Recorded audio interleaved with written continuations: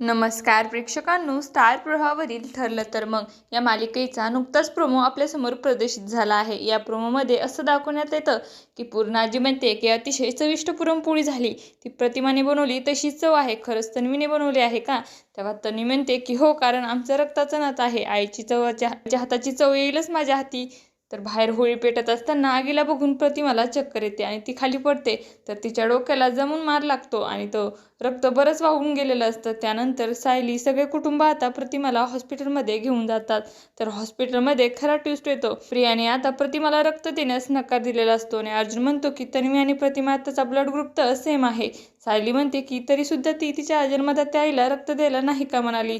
अर्जुन म्हणतो की हे सत्य शोधायलाच हवं। त्यानंतर अर्जुनला आता हुशारीने प्रियाचा ब्लड ग्रुप मिळतो। अर्जुन म्हणतो की आता DNA टेस्टचे रिपोर्ट आपल्यासमोर येतीलच आणि आता सत्य काय आहे ते कळेलच। त्यानंतर रिपोर्ट्समध्ये सिद्ध होतं की प्रिया ही रविराज आणि प्रतिमाची मुलगी नाही आहे। तर मित्रांनो, असं काही या प्रोमोमध्ये दाखवण्यात आलं आहे। तुम्हाला जर आपला व्हिडिओ आवडला असेल तर चॅनलला लाईक, शेअर आणि सबस्क्राईब करायला विसरू नका। धन्यवाद।